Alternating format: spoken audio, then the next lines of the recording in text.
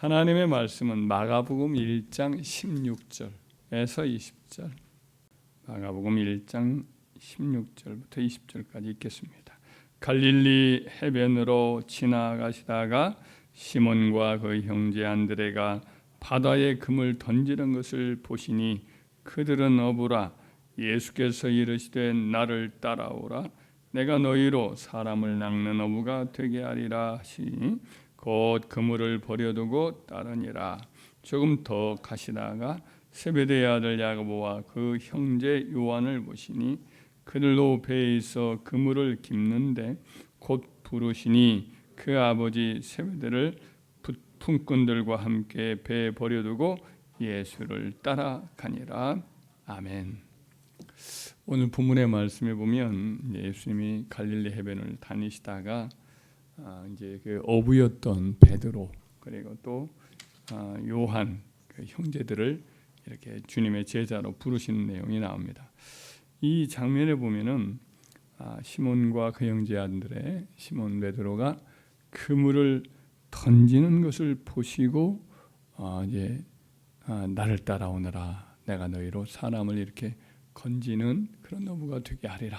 그물로 이 물고기를 낚는 것처럼 이렇게 그렇게 이제 부르시고 또 그래서 요한은 이제 그물을 이제 이렇게 깁을 때 구멍 떨어진 여러 그물들 찢어진 것을 이렇게 고칠 때에 그때 이제 요한을 부른 내용으로 나와 있습니다.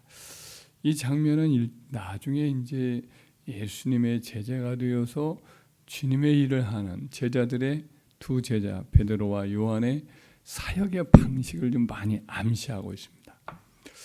베드로를 보면 계속해서 그의 사역은 마치 금을 던지는 그래서 영혼들을 물고기처럼 잡는 그런 일을 하는 것을 알 수가 있습니다. 성령의 이제 강림 때에 오순절날에 예루살렘에 모여있던 순례자들 앞에서 설교를 하는데 그날 하루에 3,000명이 그 복음 증거에 그물에 잡혀서 예수님을 따르는 제자가 되고 또 미문 안진뱅이를 고친 후에 또 설교를 합니다. 그때 또 하루 만에 예수님을 믿는 사람들이 5,000명이나 주기로 돌아와요. 그는 그 이후에도 행정적인 일을 이런 일들은 그에게 좀 맞지 않았던 것 같아요. 그래서 예루살렘 초대교회 이제 총회장의 자리가 있었는데 그와 같은 일을 하다가 내려놓아요. 그리고는 예수님의 육신의 동생 야고보가 그 일을 감당합니다. 사람을 이제 관리하고 의사결정을 하고 이런 일들인데 이 일들보다는 사도 베드로는 계속 다니면서 이렇게 금을 던지는 영혼 구원의 일을 계속해서 나가요. 그의 사역의 여러 내용들은 잘은 나타나 있지만 이방적에도 그는 복음을 전하는 일들을 계속한 것을 알 수 있습니다. 안디옥에도 왔고 나중에는 그의 편지를 보면 본도라고 튀르키예 북부 지역도 다녔고 또 고린도 지역에 게바파라고 하는 파가 생긴 걸 보면 고린도 지역에도 고린도 교회에도 와서 이렇게 복음을 전한 것으로 추측을 할 수가 있습니다. 그리고는 로마에 와서 복음 전하다가 그가 거꾸로 십자가에 못 박혀 그렇게 순교를 한 것으로 보여집니다. 사도 베드로는 끊임없이 영혼 구원을 위해서 복음의 그물을 던지는 그 일에 헌신하다가 주님 앞에 부르심을 받지요. 반면에 이제 요한의 경우는 여기서 그물을 깁다가 이렇게 부르심을 받는 것과 같이 하나님의 이 일을 행할 때 늘 베드로 곁에 이렇게 초창기에 있다가 나중에는 사도들이 다 세상을 떠납니다. 사도들이 다 세상을 떠났을 때 그 사도적 전승, 예수님과 함께 있었던 일들 이런 것들을 보존하여서 교회에 이렇게 가르치는 일을 해요. 왜냐 다른 사도는 다 순교했어요. 사도 요한은 남아서 그때가 막 이제 교회들이 세워진 지가 한 30년, 40년 이렇게 시간이 흐르면서 조금씩 사도적 가르침 이런 것들이 이제 좀 흐려지고 약해질 그때예요. 또 영지주의 이단들이 교회들을 흔들 때입니다.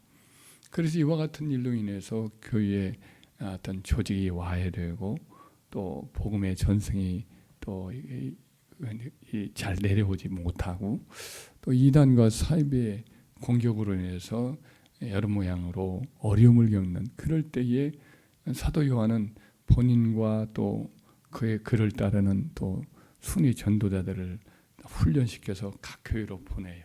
보내서 이와 같은 잘못된 이단들을 막아내고 또 교회의 성도들에게도 예수님에 있었던 일들을 다시 한번 환기시키고 그래서 교회로 하여금 든든히 복음의 그물을 다시 한번 잘 빠져나가거나 부서지지 않게 이렇게 잘 보완을 해서 하는 그물 깃는 일을 그가 계속해 나가는 것을 보게 됩니다.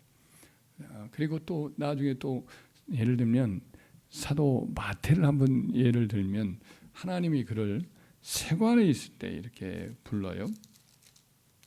마가복음 2장 13절 이하에 보면 세관에 있을 때에 그를 부르는데 세관에 앉아 있는 것을 봅니다. 2장 14절에 보면 또 지나가시다가 알페오 아들 레위 마태를 말해요.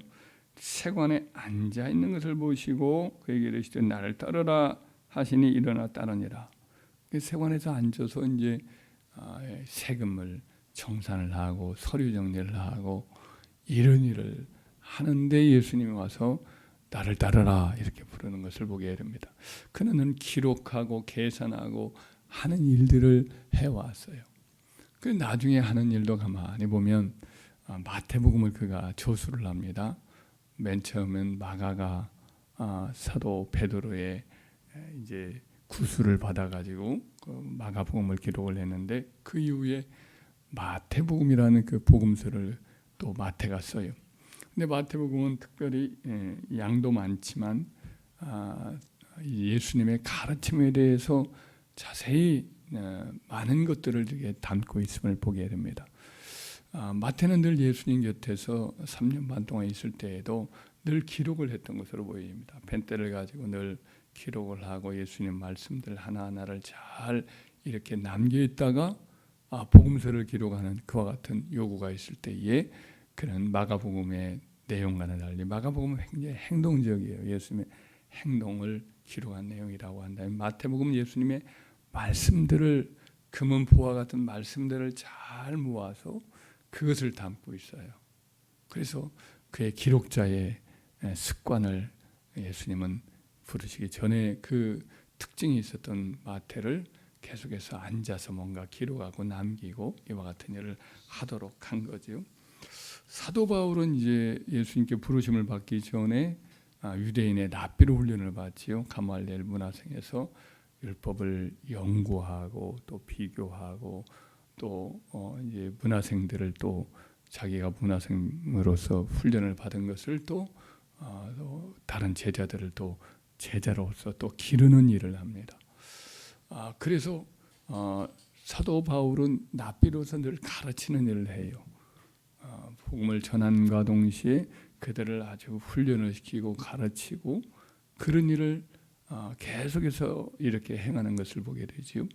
그리고 랍비로서 그가 훈련받은 것은 유대인의 랍비들은 자기들이 꼭 생계수단을 하나씩 훈련을 받게 되어 있습니다. 사도 바울을 자기가 해보니까 텐트를 자기가 만드는 재주가 있었던 것을 확인을 하고는 텐트를 만드는 일을 꾸준히 해요. 그러다가 나중에 사도의 부르심을 받아 이방 지역을 다닐 때 어느 곳에 가면 텐트를 만들어서 그것을 이제 사람들에게 판매를 합니다. 접촉도 하고 판매도 하고 그러는 가운데 자기 쓸 것과 또 자기 동료들의 선교사 여정에 쓸 것을 필요한 것을 이렇게 쓰고 또 가난한 또 성도들의 경우는 또 그들을 돕는 일로 그 비용을 가지고 또 쓰곤 합니다. 물론 나중에는 이제 가이사랴 감옥에 갇히기도 하고 로마 감옥에 또 갇히기도 할 때에 성도들이 이제 준 그 헌금을 받아가지고 물론 생활을 하지요. 그러나 그러지 않을 때에는 이와 같이 계속해서 랍비에서 훈련받았던 그와 같은 훈련을 가지고 이방 전도할 때에 또 귀하게 그와 같은 은사를 사용했던 것을 보게 되지요. 참 이것을 보면 하나님은 우리의 전 생애를 다 조정하고 있음을 보게 됩니다. 우리의 삶 속에 있었던 경험, 또 우리 안에 있는 각 사람에게 주어진 DNA, 또 자라는 환경, 친구 관계, 어떤 그 사람의 어떤 받았던 교육들, 이런 교우 관계, 재능, 뭐 이런 많은 것들을 다 하나님은 종합적으로 그 사람을 다 이렇게 부르셔서 그걸 하나님 일에 부르심 받은 이후에도 그걸 사용하고 있습니다. 우리 박종우 장로님 같은 경우 컴퓨터 일을 늘 이렇게 하시더니 참 우리 교회 그와 같은 방송에 관련된 모든 것들을 지금까지 변함없이 이렇게 장로님이 꾸준히 해오시고 계시잖아요. 그래서 다 이것들이 하나님이 다 훈련받은 우리 모든 것들을 활용해서 그래서 이제 이걸 주를 위해서 쓰이는 것 같습니다. 저도 고시 공부할 때 맨날 이제 쓰는 것들을 일을 하거든요. 어떤 주제가 있으면 이걸 가지고 이제 긴 이제 그 쓰는 그 글에다가 한 5페이지, 6페이지를 쭉 써가는 일을 계속 해왔어요. 어떤 주제에 대해서 뭐에 대해 논하라 그러면은 근거를 가지고 책들을 이렇게 법전을 가지고 놓고 또 법전을 해설했던 여러 책들을 연구하면서 근데 거의 똑같은 일을 하고 있습니다. 모양이 똑같아요. 지금도 이것이 설교 준비하고 이런 데 똑같은 성경 놓고 성경에 대한 주석을 가지고 또 책들을 읽고 사색하고 뭐 이렇게 해서 설교를 하곤 합니다. 그러니까 이것이 다 어떤 의미에서는 훈련받게 하여서 주를 위해서 일을 하도록 하는 그와 같은 모습을 보게 됩니다. 그래서 우리가 또 각각 다르잖아요. 성격도 기질도 자라는 환경도 훈련도 다 달라요. 이것이 다 다르면서도 이것을 다 주님께서는 하나님 나라를 위해서 서로 보완해서 이렇게 하나님의 교회를 세우도록 해오시는 거죠. 나와 조금씩 다른 것은 정상이지요. 자라는 환경도 다르고 성격도 다르고 기질도 다르고 관점도 다르고 다 다른데 이 모든 것이 다 하나님의 교회를 세워나가는 일에 어우러져서 이렇게 세우도록 하나님이 하신 것을 볼 수가 있습니다. 그래서 우리는 우리 나름대로 다 하나님께서 하도록 하는 분량이 또 다른 것 같아요. 또 주를 섬기는 모양도 좀 다르고 우리가 어떤 때는 과욕을 너무 부려서도 안 되는 이유가 다 하나님께서 우리에게 준 믿음의 분수가 있고 또 해야 될 부르신 사명도 또 각각 또 다를 수가 있기 때문에 우리가 어떤 사람을 보면 대단한 사람을 봅니다.